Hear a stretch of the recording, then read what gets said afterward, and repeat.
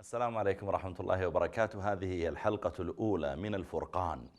تفسير القرآن واجب على الأمة جميعا أن تعرف تفسيره ومعانيه، وقد حاولت خلال هذه الحلقات أن أجعلها قصيرة المدة سهلة الشرح، فلا أستطيع أن أسميه تفسيرا موسعا ببيان المعاني والأحكام، وإنما هو تفهيم لمعاني كلمات القرآن الكريم.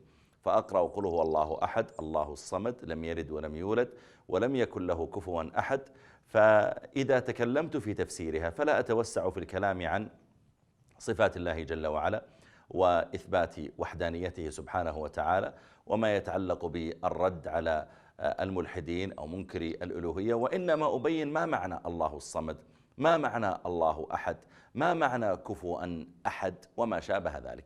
كذلك إذا شرحت قول الله تعالى قل أعوذ برب الفلق من شر ما خلق ومن شر غاسق إذا وقب، فلا أتوسع في الكلام عن الحسد، الكلام عن السحر وما شابه ذلك، وإنما أفك معاني الكلمات وأبينها بأسلوب سهل حتى يستطيع من يفهم، من يستمع إلي أن يفهم معاني هذه السور الكريمة.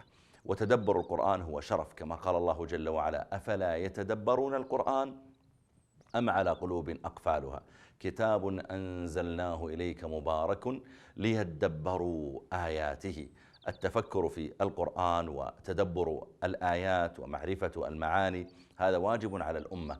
حرصت أيضا على أن يكون الشرح سهلا، لأن هذا البرنامج يترجم إلى عدد من اللغات، وعندما تترجمه إلى اللغة الإنجليزية والفرنسية والإسبانية أو حتى إلى اللغات في أفريقيا، اللغات السواحلية، أو إلى اللغة الفلبينية والأردو وغير ذلك، تحتاج إلى أن تذكره بأسلوب يسير سهل حتى لا يشق عليهم الاستماع إليه أو الاستفادة منه. هذه حلقات يسيرة قصيرة المدة سهلة الطرح، أسأل الله تعالى أن ينفع بها وأن يجعل القرآن شفيعا لنا يوم القيامة، وأن يجعل القرآن نورا نستبصر به في حياتنا وبعد مماتنا، وأن يجعل هذا القرآن رفعة لنا في الدنيا وفي الآخرة. بارك الله فيكم. هذه الحلقة الأولى هي مقدمة وتعريف في هذا البرنامج.